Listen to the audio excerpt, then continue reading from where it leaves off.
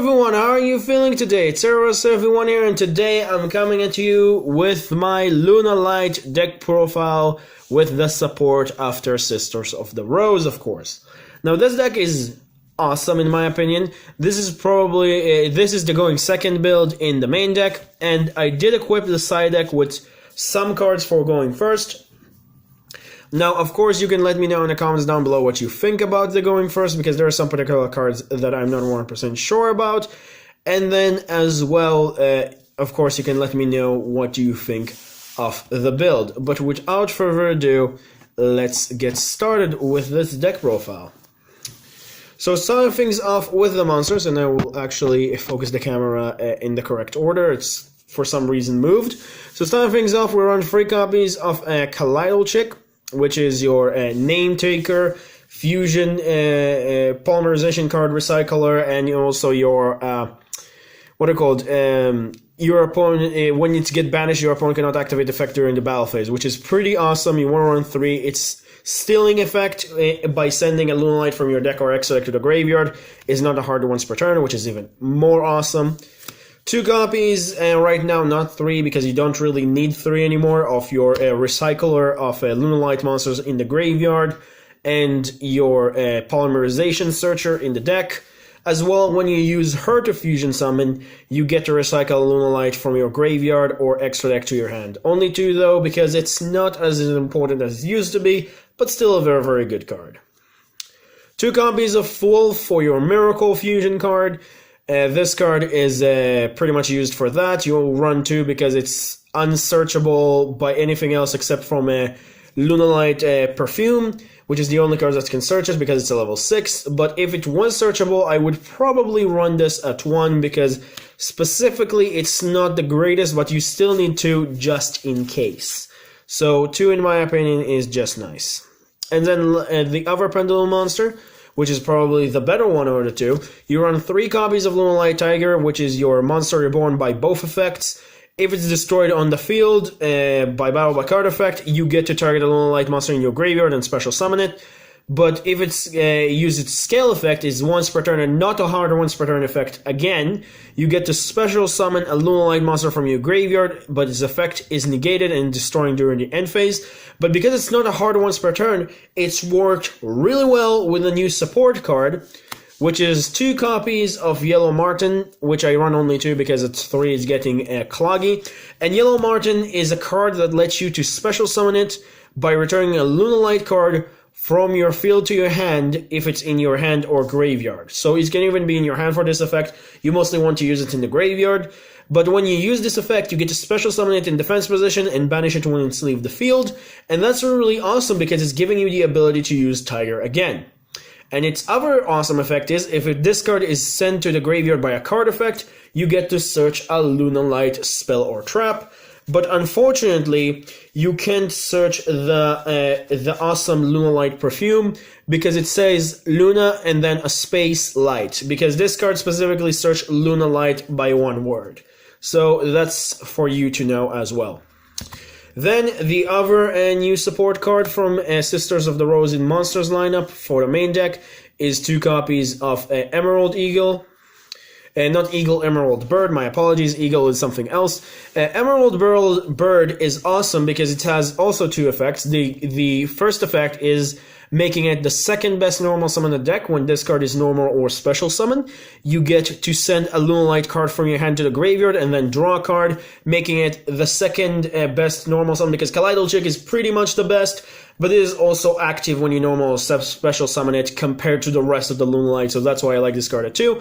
But the other reason why I like this card at 2 is when this card is sent to the graveyard by a card effect as well, it gets to special summon a Lunalight level 4 in defense position, 4 or lower in defense position, effect negated from your graveyard or banished pile, which is very, very strong because you can return cards like your, let's say you use Tiger for something, then you get to return the Tiger, or your Yellow Marten, or your Lunalight, or your Blue Cat if you need to, which you do run a 1-off because it's really awesome for the doubling attack effect, as well as you run 1 copy of Purple Battlefly, which is your other boosting effect by 1,000, but mostly what you care about is its effect in the grave.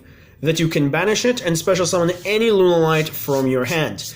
Now, it might haven't sounded that amazing back in the day, but today, because we have 4 additional awesome names that you want to have in your field, and then specifically also be in the graveyard and stuff like that, and also this card specifically when it's normal special summon also giving you an effect, these cards kind of make a Purple Battlefly worth it to run by 1.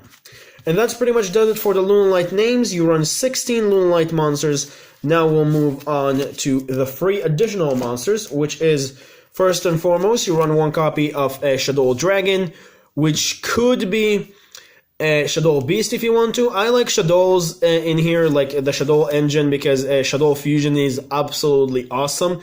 It's giving you a lot of ways to deal with, like, annoying spell or trap, or also bait your opponent and still get the cards in the graveyard, I believe, because it's still cost.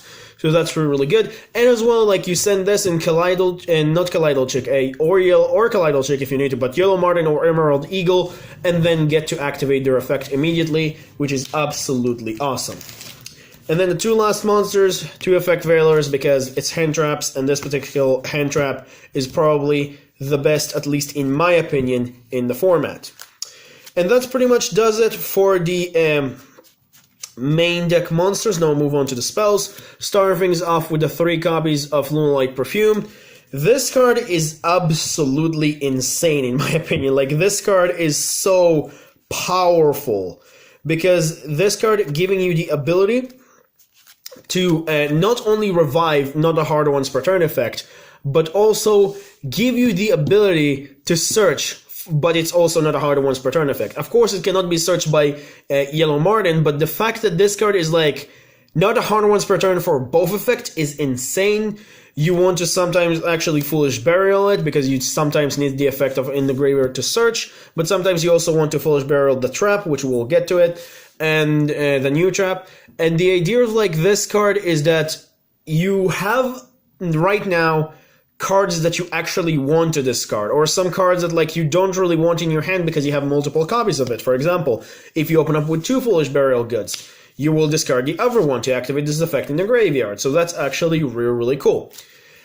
And this card is awesome and busted because it's not a harder ones per turn, and everything that's not a harder ones per turn, in my opinion, are kind of busted. And then also 1 Foolish Burial to be another activation for your Real Martin, Emerald, Bird, or anything else that you want specifically in the grave.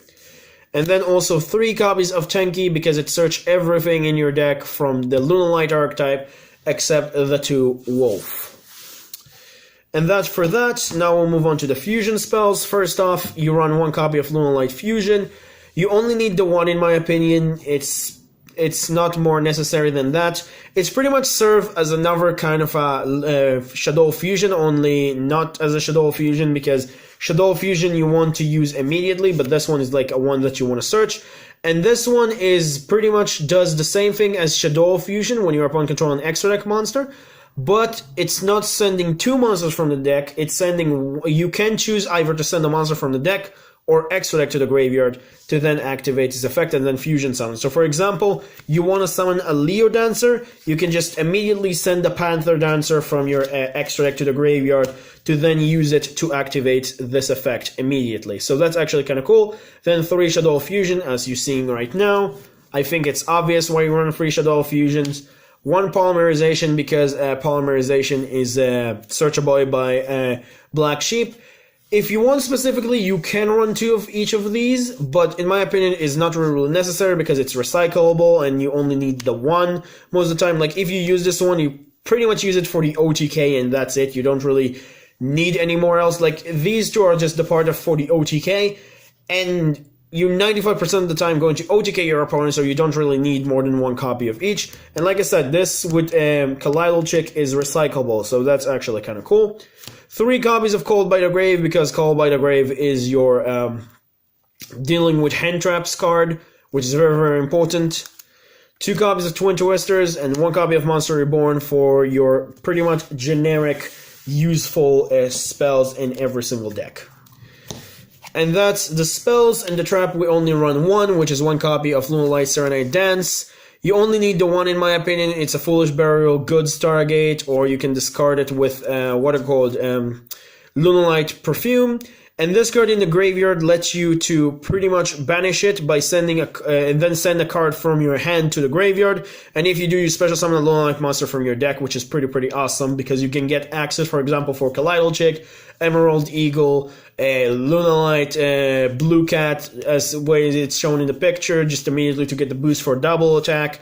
You don't really care about its first effect because it's never going to happen, but the grave effect is absolutely awesome. And that does it for the main deck. Now we'll move on to the extra deck first. We start off with the 2 copies of Lunalight Leo Dancer. You only need the 2 Leo Dancer. You don't run a third one. You don't never want to run a third one, but you also run 2 Lunalight Leo Dancer. 1 copy of Saber Dancer, which is the new Lunalight fusion, and then 1 copy of Panther Dancer. You don't run Cat Dancer because you don't really need it, and Panther Dancer, you're never going to go into it because now you have a Saber Dancer, because Saber Dancer is also kind of nice because Saber Dancer is, it must be fusion summoned and gain 200 attack for each of your Beast Warriors that is banished or in the graveyard. Your opponent cannot target this card with card effects, and during your main phase, except this card was sent to the graveyard, you can banish this card and target 1 fusion monster you control. It gains 3000 attack during the until the end phase of this turn, and that's really awesome because sometimes you're not able to OTK, or you send it to the graveyard to then, with Kalidal Chick to later down the line, if you're just going first and going second, you can just pretty much OTK your opponent. Pretty much. So that's kind of nice if you're forced to go first. So that's another interaction this card has. Panther Dancer is really not that needed because this card is kind of replacing it, and it's so easy to bring out free materials to the field, so you don't really need it. And Saber Dancer, for being boost for 200 attack for each of your Beast Warriors, is absolutely awesome, so you technically don't really need the Panther Dancer and Cat Dancer for anything else.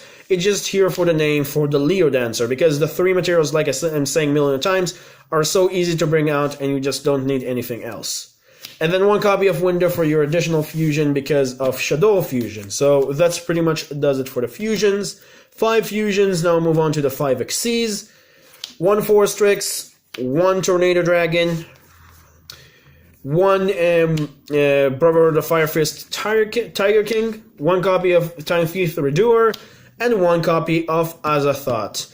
Now, most of the Xyz are for the going first combo if you need to, or this one can also be used going second if you need to, but Fire Fist Tiger King is absolutely awesome going second because its effect is so strong.